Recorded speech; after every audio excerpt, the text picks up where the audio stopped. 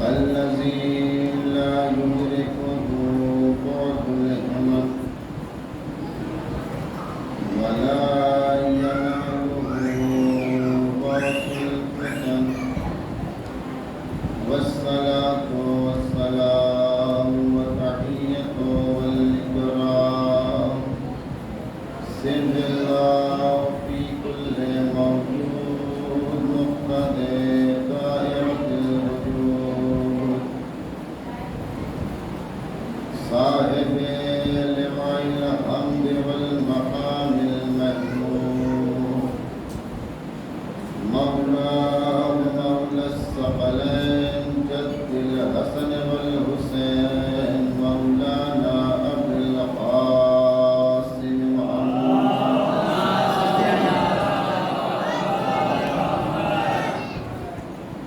وعلى آل بيته الطيبين الطاهرين المعصومين المظلومين ولعنة الله على أعدائهم أجمعين قال رسول الله صلى الله عليه وآله وسلم بسم الله الرحمن الرحيم حسين مني وأنا من الحسين وأحب الله من أحب حسينا صلى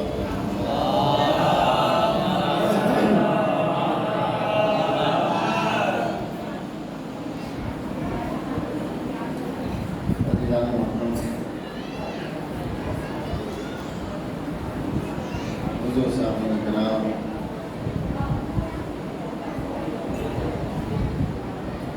رسول اسلام کی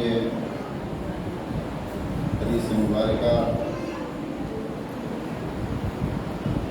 اس میں آپ نے ارشاد فرمایا میرا حسین مجھ سے ہے اور میں حسین سے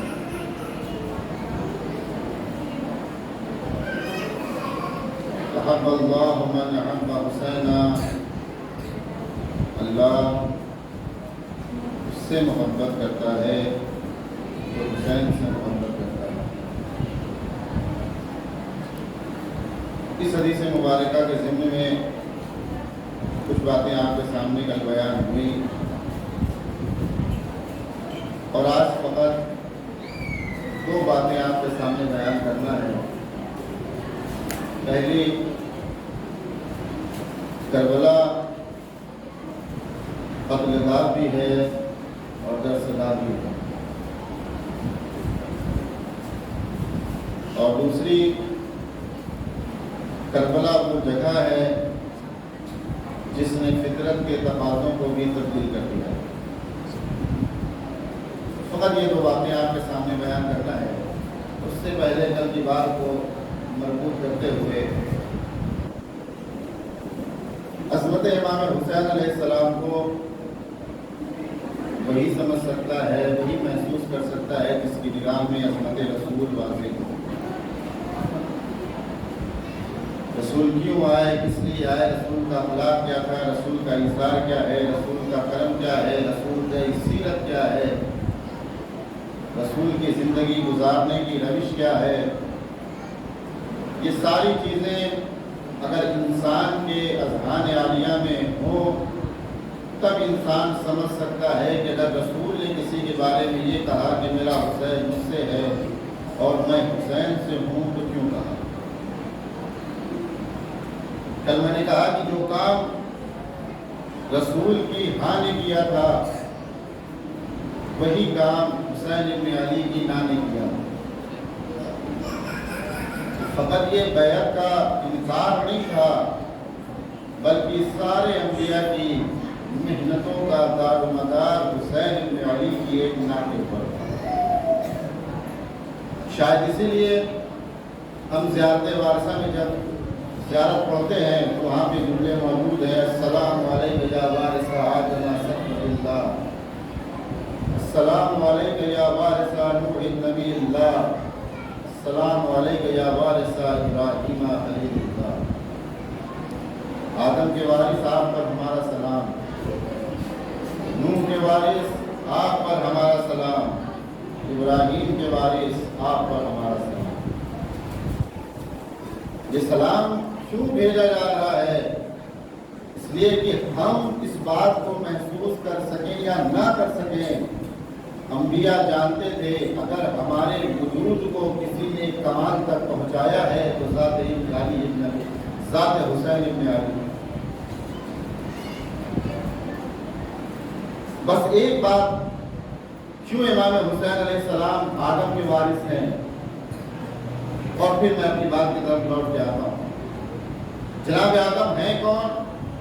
ساری تفصیلات ماشاءاللہ سے آپ کے اعلان عالیہ میں موجود ہوں گی۔ وہ پورا سجدہ نہیں کیا اور شیطان کا واقعہ اور مقصود بارگاہ ہو گیا، یہ ساری چیزیں۔ لیکن سوال یہ ہے، وہ واقعات آپ ذہن میں رکھیے گا کہ جب قرآن کی صریحی آیات ہے انی جاعل فی الارض خلیفہ، آدم ہم نے تمہیں روئے زمین کا خلیفہ بنایا، جب پہلے سے یہ طے ہے کہ آپ کو زمین کا خلیفہ بنایا گیا تو پھر یہ اتنا انتظام، اتنی زیادہ جو ہے وہ جنت میں جانے کی باتیں، سجدہ کروانا، مربوط بارگاہ کرنا، یہ سب باتیں کیوں؟ کیا صرف ایک چیز کے لیے؟ وہ چیز کیا ہے؟ کا دشمن شناسی۔ ہم نے یہ پورا واقعہ جو بیان کیا، جو سجایا، سجدہ کروایا، جنت سے نکالا، کیوں؟ تاکہ آدم کو اپنے دشمن کی معرفت ہو جائے۔ اور آپ تاریخ اٹھا کے دیکھ لیے کہ ایک مرتبہ بہکانے کے بعد جب آدم روئے زمین پر آئے ہیں تو جب تک زندہ رہے کبھی دوبارہ جناب آدم کو شیطان بہکا نہ سکا۔ کیوں؟ اس لیے کہ اپنے دشمن کو پہچان لیا۔ یہ ایک الگ موضوع ہے دشمن شناسی کا۔ مولا کائنات کو اسی بات کا شکوہ تھا کہ آپ فرماتے ہیں کہ مجھے دو لوگوں سے سب سے زیادہ تکلیف ہوئی۔ کون؟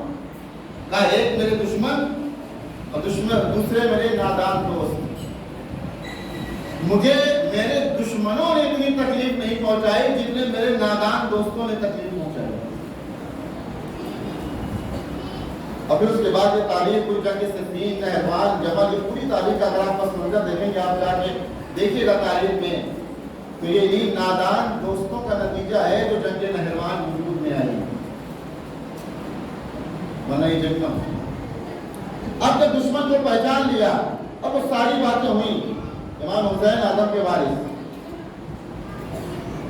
تو پتہ نہیں کیا کہا، آدم قرار یہ تھا کہ اس درخت کے پاس نہیں جاؤ گے، تم نے بلکا لیا، تم جنت سے جو ہے وہ زمین پر جاؤ۔ آدم جنت سے زمین پر آ رہے ہیں، جیسے ہی جنت سے نکلنا چاہتے ہیں، حکم پروردگار ہوتا ہے آدم جا تو رہے ہو لیکن یاد رہے جنت کی کوئی چیز جنت سے باہر نہیں جاتی۔ حسین آدم کے وارث ہیں، جنت کی کوئی چیز جنت کی باہر نہیں جاتی، ساری چیزیں چھوڑ کے زمین پر جاؤ۔ برہنہ آئے، پتوں سے اپنے آپ کو چھپایا۔ حد یہ ہے کہ جناب آدم سے خدا یہ کہتا ہے آدم لباس جنت بھی یہی چھوڑ کے جاؤ۔ تب انسان کے ذہن میں ایک سوال تو آئے گا کہ کیا خداوند عالم یہ تیرا حتمی قانون ہے کہ جو بھی جنت سے جائے گا، جنت کی کوئی بھی چیز دنیا میں نہیں جا سکتی، یہ تیرا حتمی فیصلہ ہے؟ کہاں میرا حتمی فیصلہ ہے کہ جہاں تو کوئی جنت میں کوئی دنیا کی چیز جا سکتی ہے، نہ جنت سے کوئی چیز دنیا میں آ سکتی ہے، یعنی جنت کے باہر جا سکتی ہے۔ خدایا تیرا حتمی فیصلہ، کہا یہ میرا حتمی فیصلہ ہے۔ اپنے نبی کو بھیجا، کہا لباس سے جنت چھوڑ کے جاؤ، لیکن ہم نے اسی تاریخ میں دیکھا ہے کہ عید کے دن زبان سے فقط یہ جملے نکل جائے، بیٹا گھبراؤ نہیں، درزی تمہارے لباس لے کے آ رہا ہوگا۔ اگر زبان سے یہ نکل جائے کہ گھبراؤ نہیں، درزی تمہارے لباس لے کے آ رہا ہے، تو خدا رضوان جنت سے کہتا ہے رضوان جنت بن کے نہ جانا، درزی بن کے جانا۔ رضوان جنت بن کے نہیں جانا، درزی بن کے جانا۔ بھائی تیرا قانون تو خدا یہ تھا کہ جنت سے کوئی چیز آ نہیں سکتی، جنت میں کوئی چیز جا نہیں سکتی۔ یہ تیرا پہلا خلیفہ ہے، یہ تیرا پہلا نبی ہے جسے تو نے دنیا میں بھیجا ہے، لباس سے جنت اتروا لیا، کہا یہ میرا قانون دائمی ہے، یہ تبدیل نہیں ہو سکتا۔ لیکن فرق تو پہچانو، بھائی جنت میں جانے والے اور ہوتے ہیں، جنت کے مالک اور ہوتے ہیں۔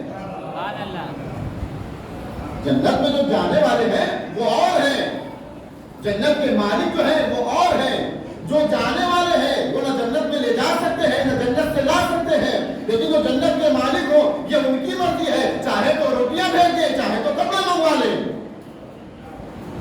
یہ قانون نہیں ہے۔ قانون جنت کے باشندوں کے لیے، جنت کے مالکوں کے لیے نہیں۔ حسین آدم کے وارث، کیوں؟ اس لیے کہ آدم کی وراثت کو، آدم کی محنت کو بچانے والی ذات کا نام حسین ہے۔ کربلا یہ کوئی ایک دن کا کوئی حادثہ نہیں ہے، کوئی واقعہ نہیں ہے کہ اتفاق ہوا اور یہ واقعہ رونما ہو گیا، نہیں۔ تاریخ میں اگر آپ دیکھیں تو 2 ہی واقعے ایسے ہیں جن کے ہونے میں بھی بہت وقت باقی ہے، لیکن ان کے بارے میں خبر پہلے سے دی جاتی ہے۔ ایک ہمارے وقت کے امام کا وجود کہ رسول کا دور ہے، لیکن رسول بیان کر رہے ہیں میرا آخری وارث ایسا ہوگا، اس کی کنیت یہ ہوگی، اس کا نام یہ ہوگا، وہ چلے گا تو اب رسایت یہ ہوگا، اس کی آنکھوں کا رنگ ایسا ہوگا۔ یا رسول اللہ ابھی آنے میں کتنی دیر ہے؟ کہا نہیں، میں جانتا ہوں کہ لوگ میرے آخری وارث کے وجود کو مٹانے کی کوشش کریں گے۔ سوشل میڈیا کا دور ہے، آپ مجھ سے زیادہ واقف ہیں۔ یہ جو آپ روز سنتے ہیں آج فلاں مسجد میں دھماکہ ہو گیا، آج فلاں امام بارگاہ میں دھماکہ ہو گیا، یہ کسے ڈھونڈ رہے ہیں؟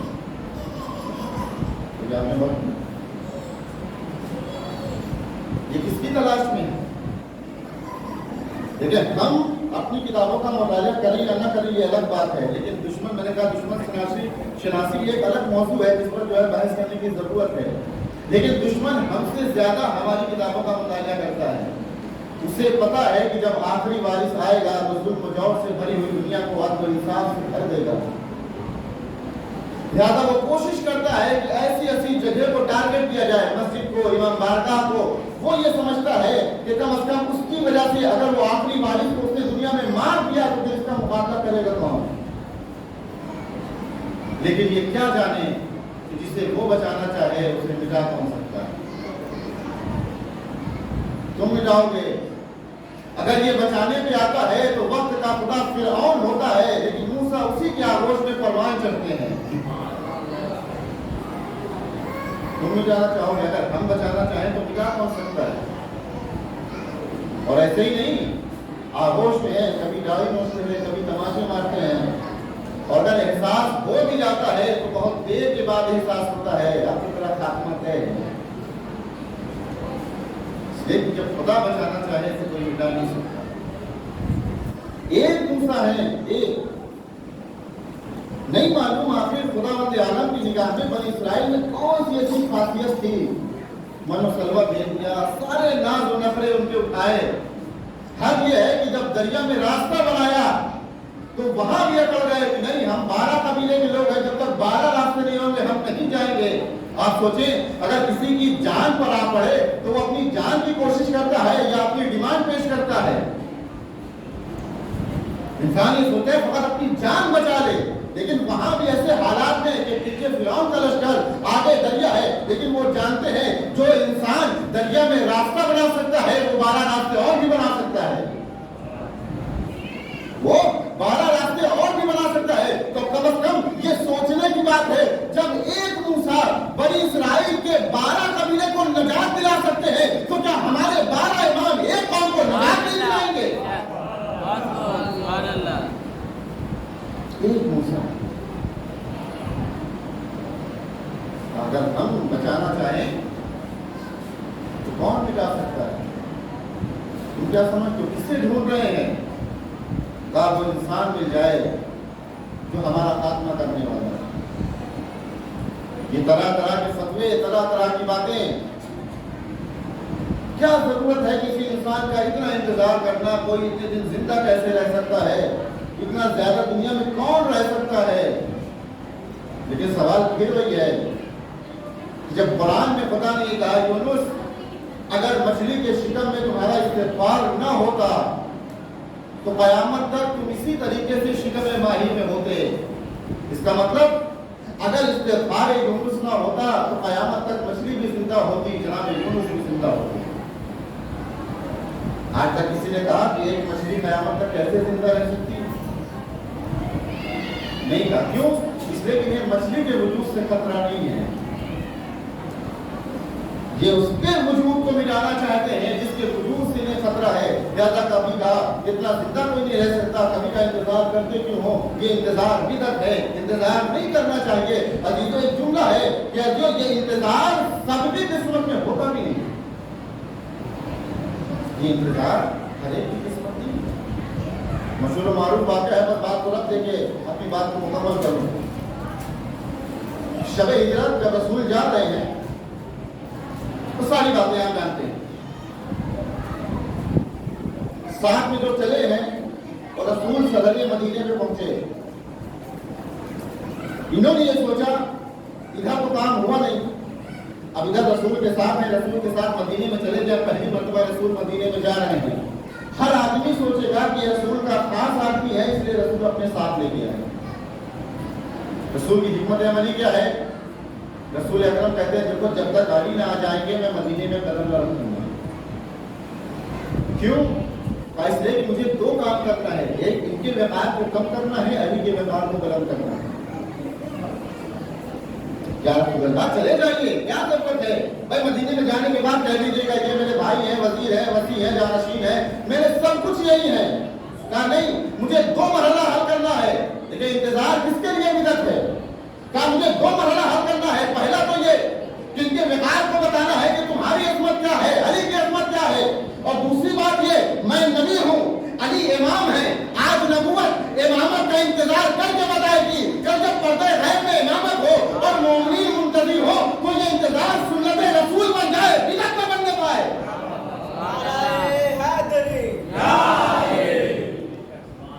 صلوات علی محمد و آل محمد۔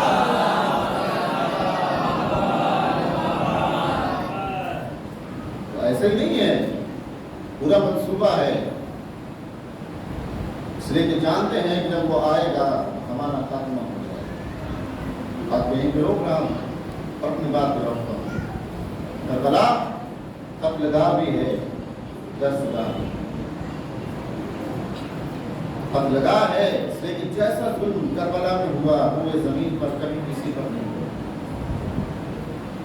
ایک دوپہر میں جتنے ظلم انسان سوچ سکتا ہے سب کربلا میں ہوئے۔ درسگاہ بھی ہے، جیسا درس چاہیے کربلا میں، آزادی کا درس چاہیے کربلا میں، ظالم کے خلاف آواز اٹھانے کا درس چاہیے کربلا میں، مظلوم کی حمایت میں بولنے کا درس چاہیے کربلا میں، عزت کے ساتھ جینے کا طریقہ کیا ہے اگر جاننا چاہتے ہو تو کربلا میں آؤ۔ ہم ذلت کو گوارا نہیں کر سکتے، ہم عزت کی موت پسند کرتے ہیں۔ ہے بات من الذلت، ذلت ہم سے بہت دور ہے۔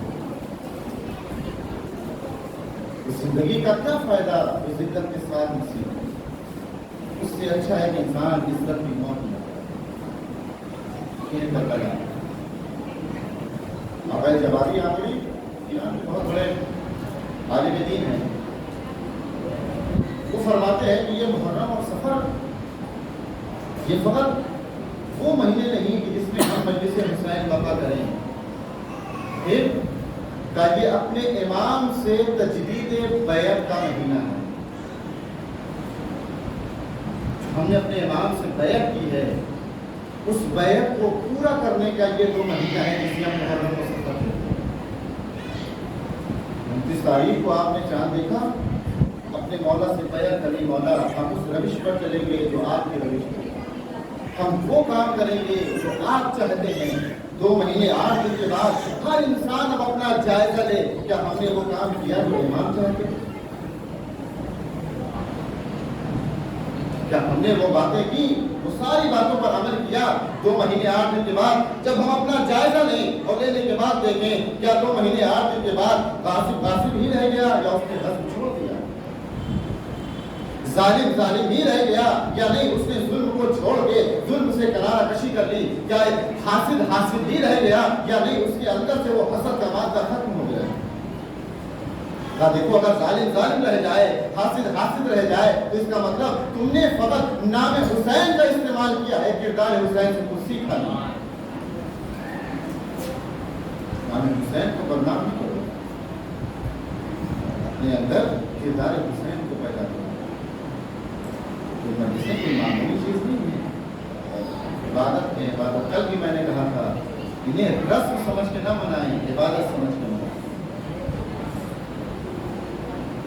یہ عبادت ہمیں خدا سے قریب کرتی ہے، خدا کی رضایت اگر چاہیے تو ایسا نہیں ہے کہ فرش ادا سے خدا کی رضایت حاصل نہیں ہو سکتی۔ ہماری مجبوری یہ ہے کہ ہم نے عبادت کو فقط چند چیزوں پہ منحصر کر دیا۔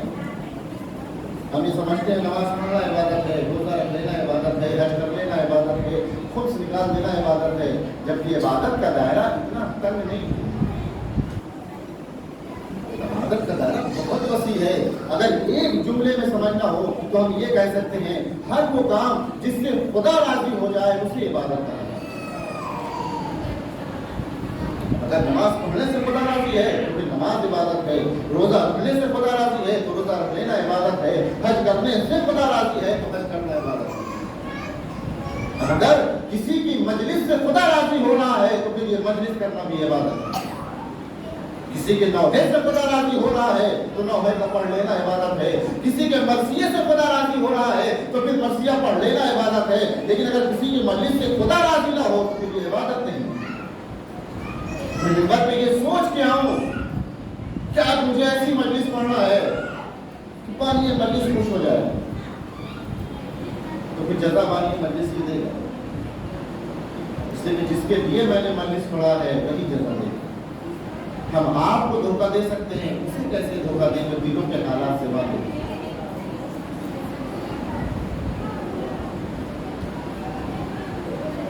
اگر خدا راضی ہے، مجھے یہاں کے بارے میں نہیں معلوم، لیکن میرے شہر الہ آباد میں کم سے کم 18-20 انجمنیں ہیں۔ توجہ چاہتا ہوں، یہاں کے بارے میں مجھے نہیں پتا، اچھا نہ پتا ہو تو پڑھنے کی دقت بھی نہیں ہوتی، ورنہ بعد میں لوگ کہتے ہیں کہ لگتا ہے مولانا کو کچھ بتایا گیا تو اس لیے میں نے یہ سب پڑھا ہے۔ تو مسئلہ ایک بینیفٹ یہ ہے کہ یہاں مجھے نہیں پتا کتنی انجمنیں ہیں، تو میں اپنے ہی شہر کی بات کرتا ہوں کہ 18-20 انجمنیں ہیں، اور عام طور پہ ایسا ہوتا ہے کہ تو ساری یہ لڑائی جھگڑا جتنی بھی چیزیں ہیں سب 1-2 مہینے 8 دن ہے بس۔ یہ فلاں انجمن کے ہیں، اس انجمن میں ماتم نہیں کریں گے، یہ فلاں انجمن کے ہیں جن کی مجلس میں نہیں جائیں گے، یہ فلاں مجلس کے ہیں جن کی امام بارگاہ میں نہیں جائیں گے، لیکن جیسے ہی محرم ختم ہوا ان کے گھر بھی جائیں گے، ان کے گھر بھی جائیں گے۔ آپ کی دشمنی حسین سے ہے یا ان سے ہے؟ کس سے ہے آپ کی دشمنی؟ اس کا مطلب ہم نے مجلسوں کو عبادت سمجھا ہی نہیں، فقط رسم مانا ہے۔ جہاں چند انجمنیں ہوں عام طور سے یہ ہوتا ہے کہ ان میں لڑائی ہو جاتی ہے، پھر کیا ہوگا؟ 2 انجمن، خدا نہ کرے کہ کبھی 2 انجمن میں لڑائی ہو، 2 انجمن میں لڑائی ہوئی اور اتفاق ایسا ہوا کہ دونوں کو ایک ہی شب داری میں نماز پڑھنا ہے۔ حسن اتفاق یہ ہے کہ ایک انجمن آگے ہے اور دوسری اس کے پیچھے۔ توجہ، اب پہلی والی کا نمبر آیا، چلیے آپ کو نوحہ پڑھنا ہے۔ انہوں نے نوحہ شروع کیا، 1 2 3 4 10 نوحے۔ کیوں؟ تاکہ جو انجمن پیچھے ہے اسے موقع نہ ملے۔ ہوتا یا نہیں ہوتا؟ ہم ہٹیں گے نہیں تو یہ آئیں گے نہیں۔ آپ انصاف سے بتائیے اس 10 نوحوں میں حسین کہاں ہے؟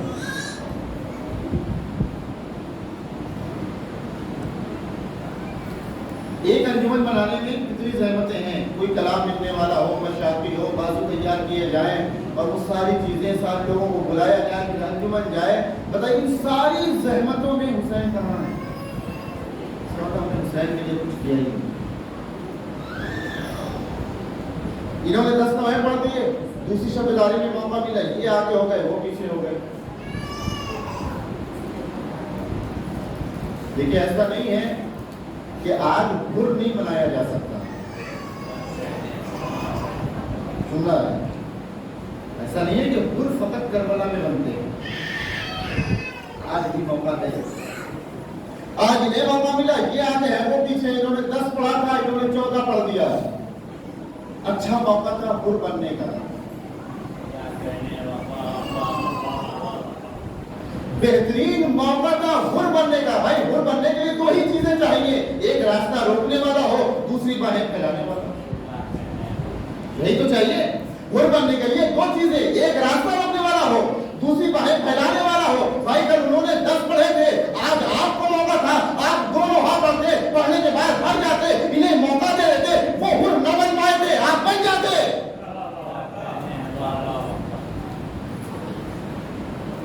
وہ نہیں بن پائے تھے لیکن آپ بن جاتے۔ بھائی آپ ذرا سوچیں، اگر جیسے ہی حر نے امام حسین کے قافلے کو روکا، امام تلوار نکالتے، 2 ٹکڑوں میں تقسیم کر دیتے، وہ حر بنتا، کبھی حر نہ بنتا۔ لیکن امام حسین نے کیا کیا؟ اس نے راستہ روکا تھا، امام نے مشق کے دہانے کھول دیے۔ کہا دیکھو میں جانتا ہوں حر بنانے کے لیے سب سے ضروری چیز یہ ہے کہ انسان کو اپنی انا کو چھوڑنا ہوگا۔ جب تک ہم اپنی انا نہیں چھوڑیں گے حر نہیں بنا سکتے۔ آپ سوچیں گے یہ تو خالی مولویوں کا کام ہے، ممبر پہ آتے ہیں کچھ بھی کہتے ہیں، کوئی مثال، کوئی شاہد، کوئی ہے ایسی چیز؟ کیا آج حر بن سکتے ہیں؟ آپ کسی بزرگ سے پوچھئے،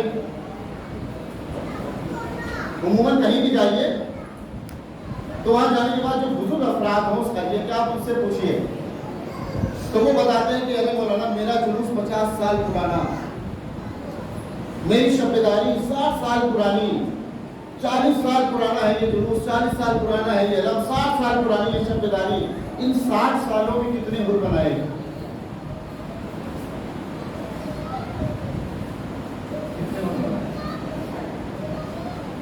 ایک دن 60 سال پرانا ہے ہمارا جلوس، 60 سال پرانی ہے ہماری شبیداری، 40 سال سے ہمارے اذاخانے نشرے ہو رہے ہیں، کتنے حر بنائے؟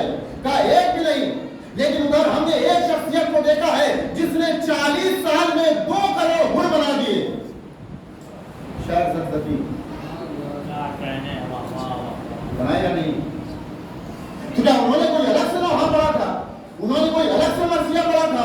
انہوں نے کوئی الگ سے سلام پڑھا تھا؟ نہیں، انہوں نے بھی وہی سلام پڑھا جو ہم پڑھتے ہیں، انہوں نے بھی وہی مرثیہ پڑھا جو ہم پڑھتے ہیں، انہوں نے بھی وہی نوحہ پڑھا جو ہم پڑھتے ہیں، پھر فرق کیوں آیا؟ ہم ایک نہ بنا سکے، وہ 2 کروڑ بنا کے چلے گئے۔ کہا یہی تو سمجھانا چاہتا ہوں، انہوں نے حسین کو مانا تھا، ہم نے رسم کو مانا ہے۔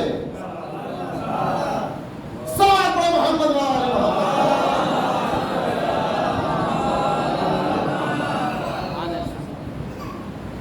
حسین کو مانا ہی کہاں؟ ہم نے حسین ابن علی کے لیے کام کیا ہی کہاں؟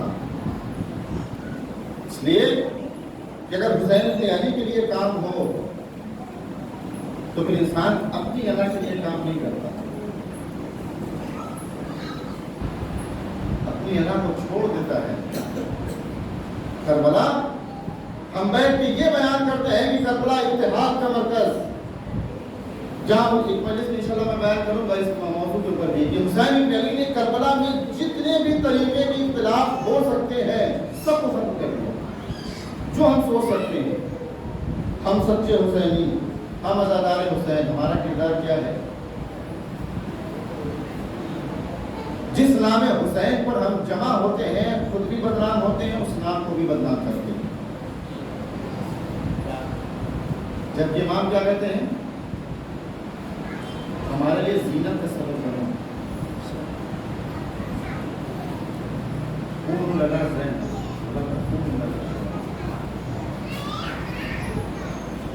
حسین اتحاد کا درس دینے آئے تھے، لیکن ہم خود آپس میں مختلف ہیں۔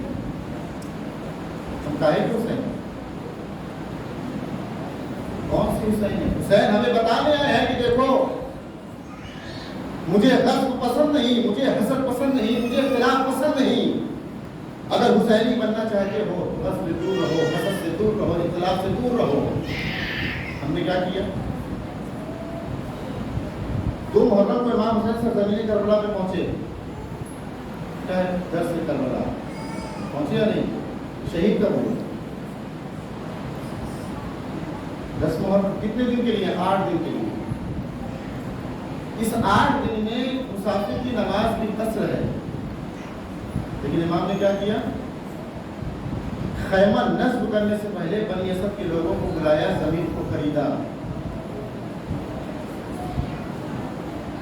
مولا 8 دن کی بات ہے، صحرا کہاں کسی کی پراپرٹی ہے؟ ٹھہر جائیے، کون پوچھنے والا ہے؟ کون یہاں آنے والا ہے جو دعویٰ کر دے گا حسین ہماری زمین پر اترے تھے؟ کہا نہیں، مجھے پسند نہیں کسی غیر کی زمین پر ایک لمحہ بھی ٹھہروں. ایک لمحہ مجھے پسند نہیں کسی غیر کی زمین پر بغیر اجازت رک جاؤں. ہم سچے عزادار، ہم سچے حسینی. ہم نے کیا کیا؟ مجلس کے پوسٹر بنوائے، شب بیداری کے پوسٹر بنوائے، جتنے بھی گھر راستے میں ملے سب کو چپکا دیا. کرتے ہیں نہیں؟ کبھی آپ نے پوچھا بھائی تم راضی ہو کہ تمہارے گھر پہ ہم یہ پوسٹر لگا دیں؟ پوچھا کبھی؟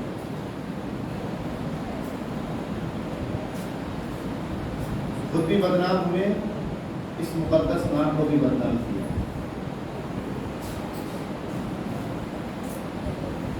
ہمارے لیے زینت کا سبب بنو. جب باہر نکلو تو دیکھنے کے بعد یہ لوگ کہیں کہ جب ماننے والے ایسے ہیں تو جسے مانتے ہیں وہ کیسے ہوں گے. لیکن اگر اس کے برخلاف ہو، اس کے الٹے ہمارا کردار ہو کہ لوگ یہ کہنے لگے کہ جس کے نام پر جمع ہوتے ہیں اسی کے نام پر یہ کام ہوتا ہے، تو پھر سوچیں کیا.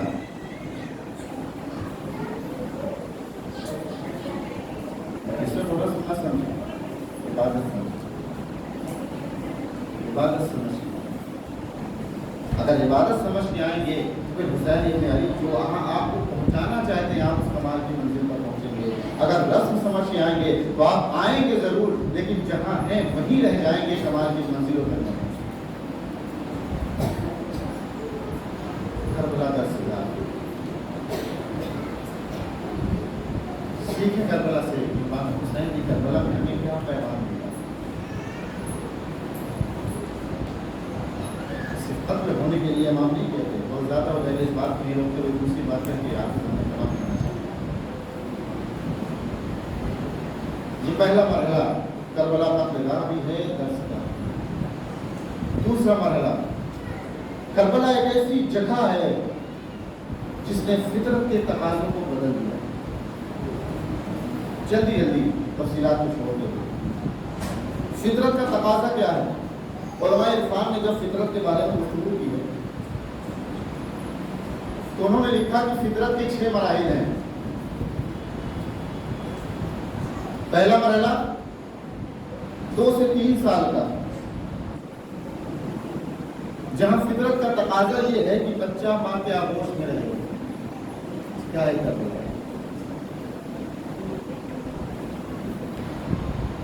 4 سے 7 سال یا 8 سال کا مرحلہ، یہ دوسرا مرحلہ، جہاں بچہ اس پوزیشن پر ہوتا ہے کہ اسے کسی چیز کا خوف نہیں ہوتا، خطروں کا بھی خوف نہیں ہوتا. یہ دوسرا مرحلہ. 11 سے 17 سال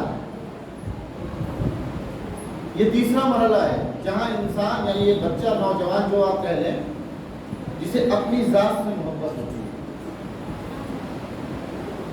چوتھا مرحلہ 18 سے 26 یا 27 سال، جہاں انسان کے اندر اب محبتوں کا وجود ہوتا ہے. پانچواں مرحلہ 28 سے 40 سال، جہاں انسان کے اندر یہ خواہش ہوتی ہے کہ اسے کوئی منصب مل جائے، کوئی عہدہ مل جائے. اور آخری مرحلہ جو 40 کے بعد 50 55 سال جب تک انسان زندہ رہے، یہاں فطرت کا تقاضا یہ ہے کہ انسان کو سپورٹ چاہیے، مدد چاہیے. اس عمر میں انسان کا دل یہ چاہتا ہے کہ اگر ضعیف باپ سیڑھیوں سے اتر رہا ہو تو فطرت کا تقاضا یہ ہے، وہ یہ چاہتا ہے کہ جوان بیٹا ہاتھ پکڑ کے سیڑھیوں سے اتار دے. کیوں؟ اس لیے کہ فطرت یہ چاہتی ہے کہ اب کوئی مدد کرنے والا ہو. یہ ہے فطرت. اب اب دیکھیں کربلا نے فطرت کے تقاضوں کو کیسے بدلا۔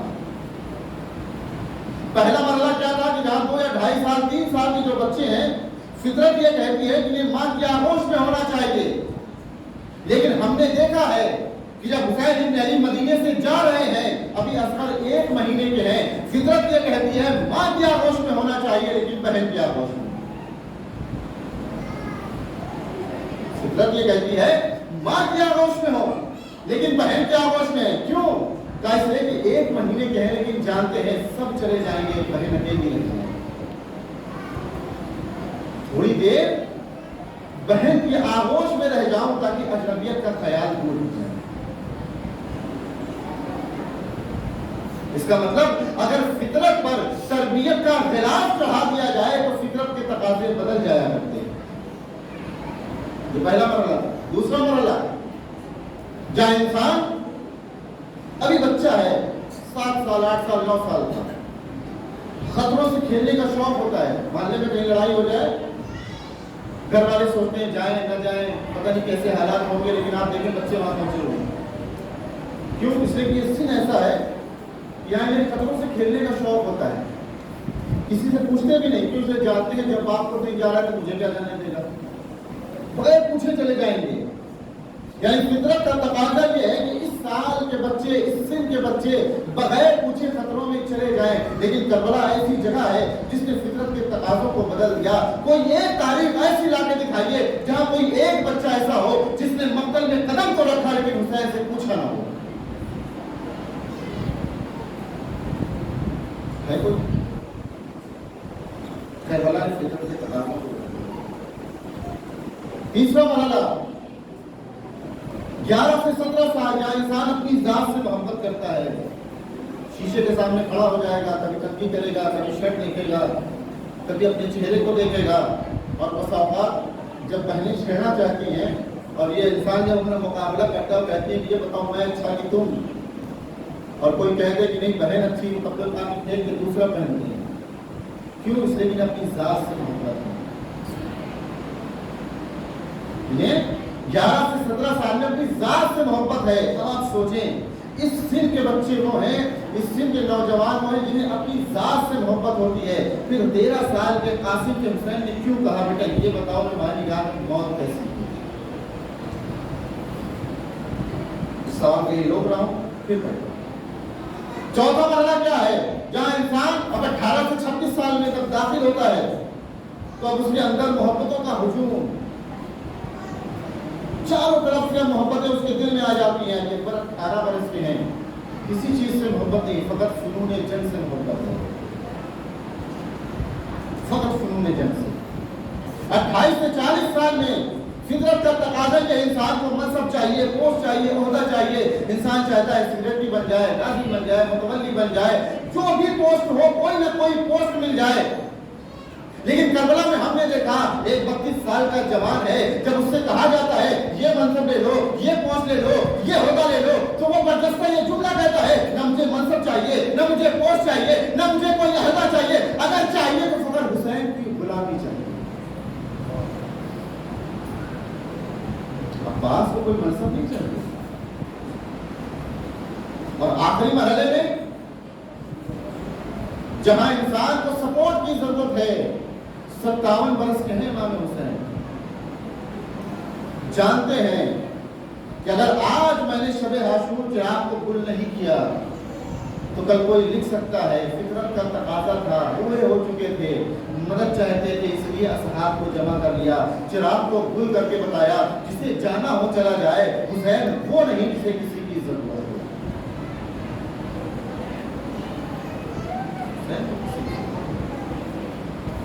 آخری بات یہ سوال میں نے چھوڑا تھا کہ آپ حسین ابن علی نے جناب قاسم سے کیوں پوچھا بیٹا تمہاری جان کی موت کیسی؟ کسی سے بھی پوچھ سکتے تھے، جناب عباس سے پوچھ سکتے تھے، علی اکبر سے پوچھ سکتے تھے، اور محمد سے پوچھ سکتے تھے، کیوں پوچھا؟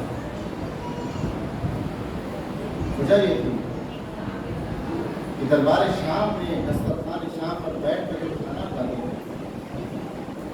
جب انہوں نے اپنے وفا کا ثبوت دینا چاہا تو انہوں نے لکھا نعوذ باللہ حسن کو اس دن کو اس لیے انہوں نے صلح کی ہے، جنگ نہیں کی۔ اب امام حسن کو موقع نہیں ملا کہ وہ جنگ کرتے اور کوئی بات کو ثابت کرتے، لیکن یہ بات امام حسین نے بھی سنا۔ بھائی اگر ایک بھائی اپنے بھائی کا دفاع نہ کرے تو کون کرے گا؟ ہمارے جیسے بھائی تو نہیں ہے، مہینوں گزر جائے بھائی کو بھائی کی خبر نہ ہو۔ امام حسین نے بھی تو یہ سنا تھا کہ حسن جیسے بھائی کے کردار پر کسی نے داغ لگایا ہے۔ کیوں پوچھا جناب قاسم سے؟ اس دن کے بچے اپنی ذات سے محبت کرتے ہیں، انہیں موت سے کیا لینا دینا۔ اور یہ بھی کمال کی بات ہے، مدینے سے جاتے وقت نہیں پوچھا، 2 محرم کو جب کربلا پہنچے تب بھی نہیں پوچھا، شب عاشور بھی نہیں پوچھا، روز عاشور جب میدان جنگ میں چاروں طرف اصحاب کی لاشیں پڑی ہوئی ہیں، لاشوں کے درمیان جناب قاسم کا ہاتھ پکڑ کے کہتے ہیں بیٹا قاسم بتاؤ تمہاری نگاہ میں موت کیسی ہے؟ مولا یہ کوئی پوچھنے کا مقام ہے؟ کہا نہیں یہی تو بتانا ہے، کسی نے میرے بھائی کے کردار پہ داغ لگایا تھا کہ حسن بزدل ہے اس لیے جنگ نہ کی۔ آج لاشوں کے درمیان قاسم سے پوچھ کے بتاؤں گا، اگر کسی بزدل کا بیٹا ہوتا لاشوں کو دیکھ کے فرار کر جاتا۔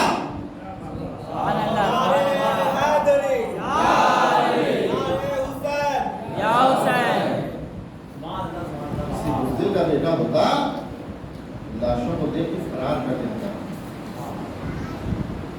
اس لیے لاشوں کے ڈھیر میں پوچھا ہے بیٹا قاسم تمہاری نگاہ میں موت کیسی،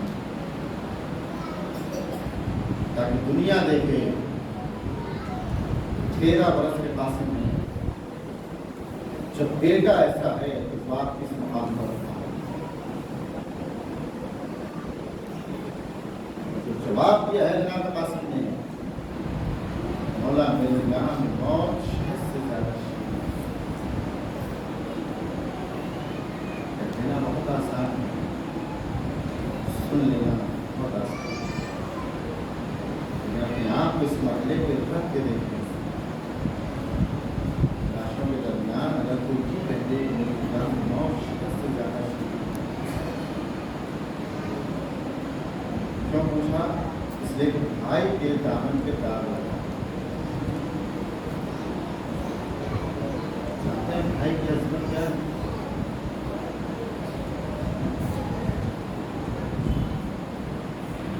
جیسے ہی جناب عباس کی آواز امام حسین کے کانوں میں آئی، آقا غلام کا آخری سلام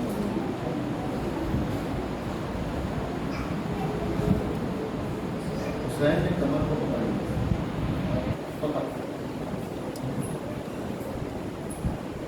کیونکہ جو عباس نے پکارا ہے حسین کمر پہ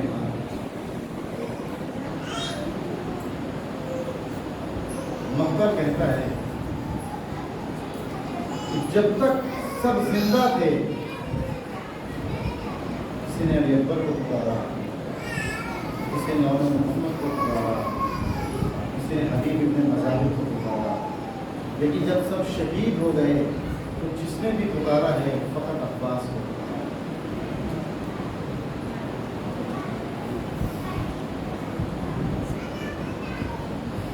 شمر کہتا ہے کہ جب میں حسین کے سوکھے گلے پہ خنجر پھیر رہا تھا تو میں نے دیکھا حسین کے لب ہل رہے،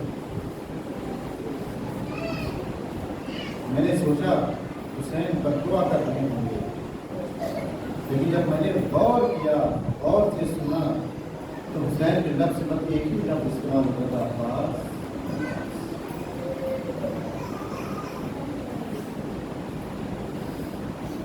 جیسے ہی سیلانیوں کے سر سے چادریں چھینی جانے لگی، سب نے فرار کر کے بس ایک ہی جملہ کہا، عباس مدینے سے بڑے احترام سے لے گئے۔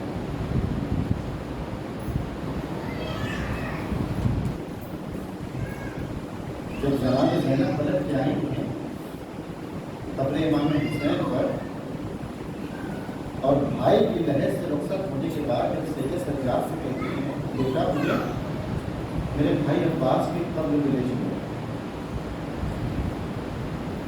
جب سید سجاد قبر پہ لے کے آتے ہیں تو قبر کو دیکھنے کے بعد زینب کہتی ہے میرے بھائی کی قبر نہیں ہو سکتی، میری بھائی کی قبر اتنی چھوٹی تھی. سید سجاد قبر پہ آپ بھی اماں آپ جانتی ہیں جب عباس گھوڑے سے گرے تو ان کے ساتھ کیا ہوا؟ جب تک عباس زندہ تو کسی کی مجال نہ ہوئی کہ عباس کے قریب آتا، لیکن جب سر پہ گرز لگا، آنکھوں پہ تیر لگا، غازی سے گھوڑے کو سمجھانے لگا، اور جب گھوڑے سے زمین پہ آیا تو چاروں طرف سے فوج اشریاء نے غازی کو گھیرا، اتنے حملے کیے ہیں جناب عباس کے اوپر کہ جسم کے ٹکڑے ہو گئے. ان ٹکڑوں کو چٹائی میں سمیٹ کر میں نے یہ ننھی سی قبر بنائی.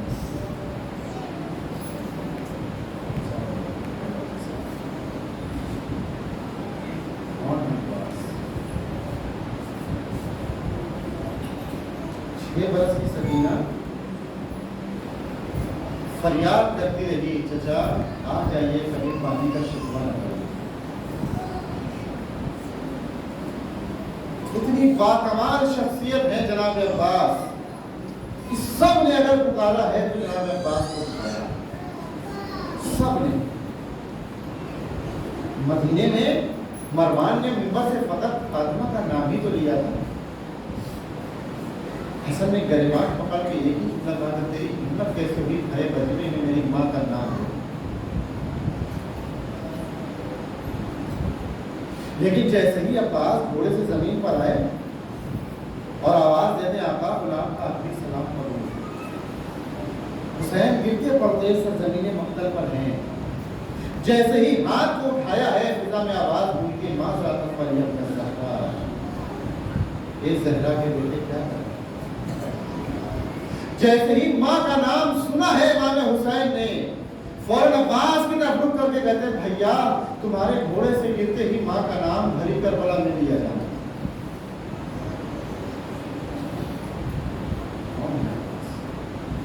گرتے بڑھتے سرہانے پہنچے، عباس کے زانوں کے وہ عباس کے سر کو زانوں پہ رکھا.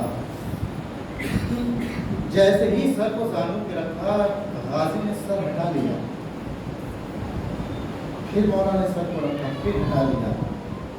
بتا حسین نے بھائی کیا بات؟ کہا ابھی آپ نے میرے سر کو اپنے زانوں پہ رکھا ہے، لیکن تھوڑی دیر کے بعد جب آپ گھوڑے سے گریں گے تو آپ کا سر کس کے زانوں پر؟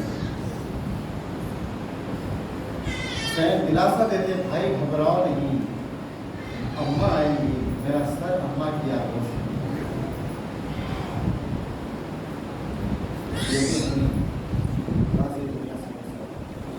مولا میرے لاشے کو خیمے میں نہیں کرنا چاہیے. اب خیمے کا عجیب منظر ہے، ادھر امام حسین ہے جن کے ہاتھوں پہ علم عباس ہے، ادھر خیمے میں ہر خیمے میں چھوٹی سی بچی سکینہ جاتی ہے، خیمے کے بچوں کو جمع کر کے ایک خیمے میں اکٹھا کر لیتی ہے. دیکھو میں نے کہا تھا میرا چچا پانی لینے کے لیے گیا ہے، اب ہم پیاسے نہیں رہیں گے، اب ہماری پیاس بجھ جائے گی. وہ دیکھو میرے چچا کا علم آ رہا ہے، اب ہم پیاسے نہیں رہیں گے. لیکن عزیزو بچے کی یہ خواہش دل میں ہی رہ گئی. علم کو دیکھا ہے لیکن جیسے امام حسین خیمے میں داخل ہوئے ہیں ایک مرتبہ سکینہ کبھی علم کو دیکھتی ہے کبھی حسین کے چہرے کو دیکھتی ہے اور ایک ہی جملہ کہتی ہے اے بابا میرا چچا کہاں رہ گیا. اب حسین کہتے ہیں اے بیٹی سکینہ میں نے پہلے ہی تم سے کہا تھا اگر چچا جائے گا واپس نہ آئے گا. ابھی یہ باتیں ہو رہی تھی ایک قطرہ خون کا سکینہ کے رفتار پر گرا. فرات کرو کر کے بچی کہتی ہے اے چچا آ جائیے، ارے جب تک زندہ رہوں گی پانی کا مطالبہ نہ کروں گی. اے چچا سکینہ پیاسی رہ سکتی ہے مگر آپ